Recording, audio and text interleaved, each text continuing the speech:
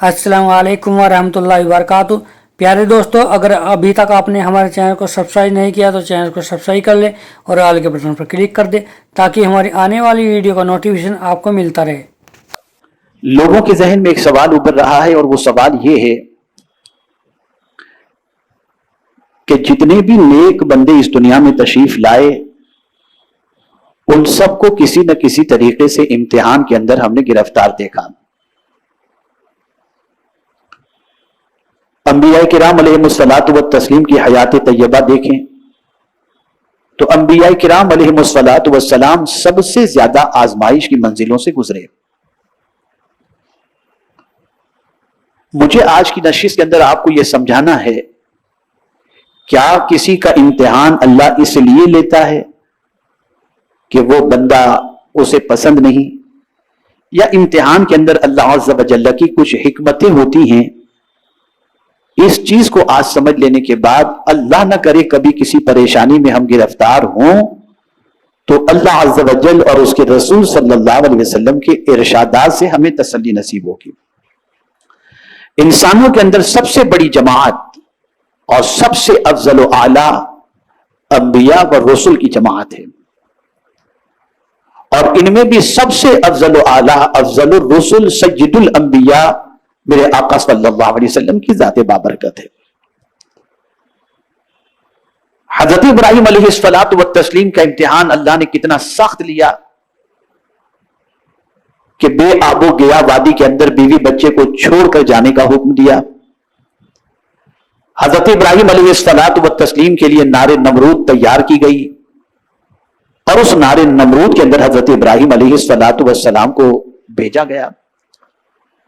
और फिर जिस उम्र को हजरत इब्राहिम अलैहिस्सलातु व तस्लीम का लख्त जिगर पहुंचा, वो उम्र ऐसी थी कि उस मौके पर हजरत इब्राहिम अलैहिस्सलातु व तस्लीम को अपने बेटे की बज़ाहिर जरूरत थी, लेकिन ऐसी उम्र में पहुंचने वाले बेटे को कुर्बान करने का हुक्म मिला। तो आप देखिए कितनी सख्त आजमाइश और कितना सख्त इम्तिहान।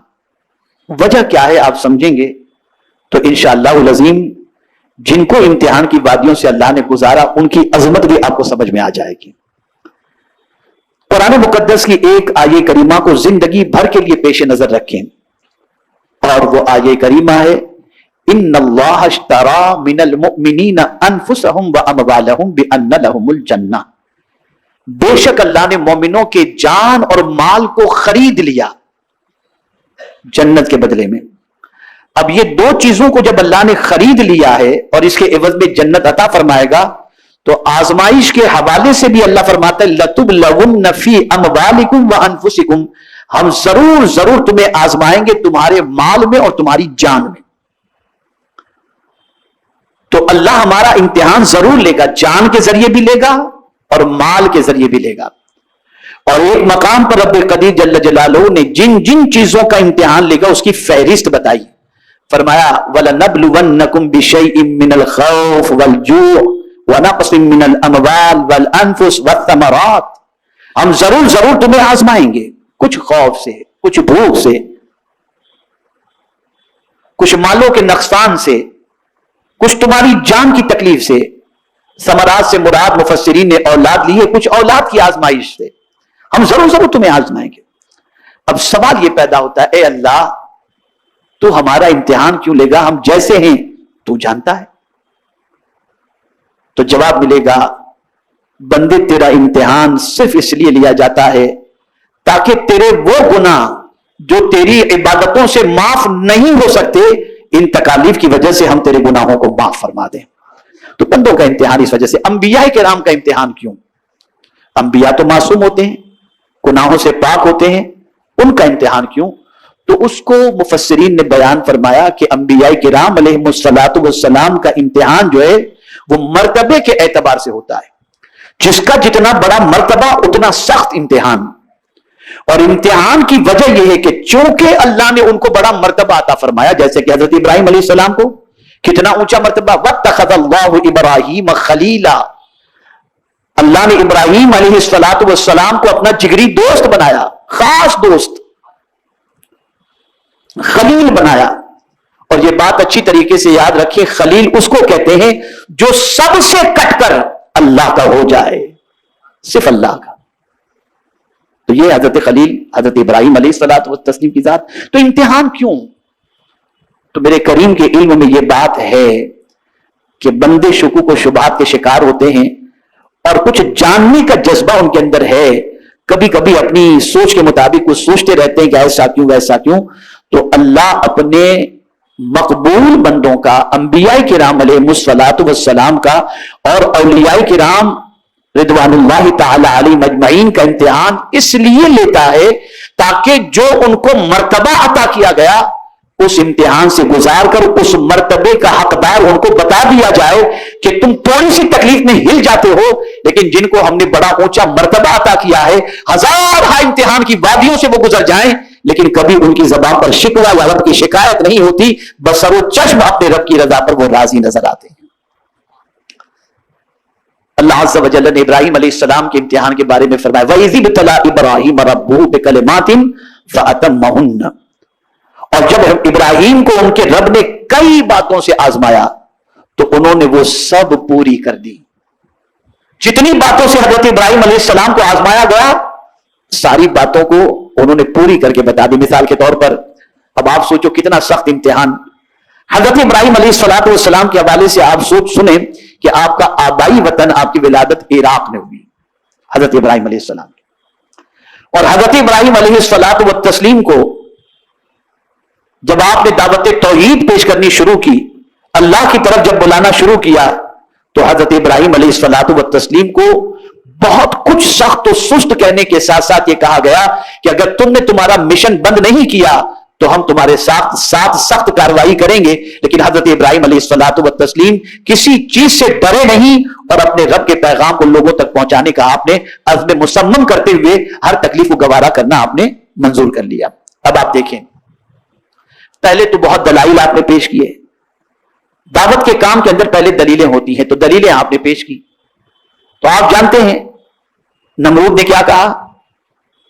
اس شخص نے یہ کہا کہ آپ مجھے خدا نہیں مانتے تو آپ کا خدا کیسا ہے ذرا یہ بتائیے، دلیلیں ذہن میں رکھیے گا۔ تو حضرت ابراہیم علیہ السلام نے دلیل میں فرمایا میں جب بھوکا ہوتا ہوں تو وہ مجھے کھلاتا ہے، یطعمنی ویسقین، اور پیاسا ہوتا ہوں تو مجھے وہ پلاتا ہے، جب مجھے پیاس لگتی ہے تو مجھے پلاتا ہے، جب بھوک لگتی ہے تو مجھے کھانا عطا کرتا ہے۔ میرا رب یہ ہے، اس کی یہ شان ہے، اور میرا رب زندگی بھی دیتا ہے موت بھی دیتا ہے۔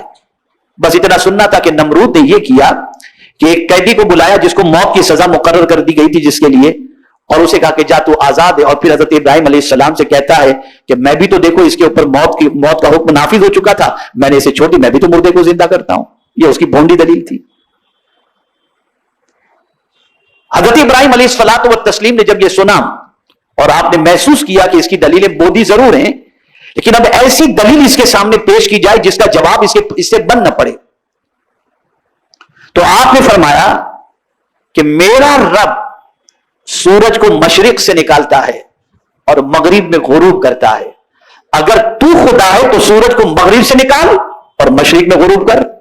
تو قرآن کہتا ہے فَبُهِتَ الَّذِي كَفَرَ، مبعوث ہو گیا وہ۔ اب اس کے دلیل کا کوئی جس کے پاس جواب نہیں تھا، اس کا کوئی جواب نہیں تھا۔ میرے پیارے آقا صلی اللہ تعالی علیہ وسلم کے پیارے دیوانوں، پھر حضرت ابراہیم علیہ السلام کی دلیل کا اس کے پاس جب کوئی جواب نہ بن پڑا تو آگ جلا کر اس کے اندر ڈالنے کا پلان بنایا۔ بہت غور سے سنیے گا، بہت ساری چیزیں آج آپ کو سمجھ میں آئیں گی اور زندگی میں کام آنے والی بہت ساری چیزیں آپ کو انشاءاللہ بتانے کی کوشش کروں گا۔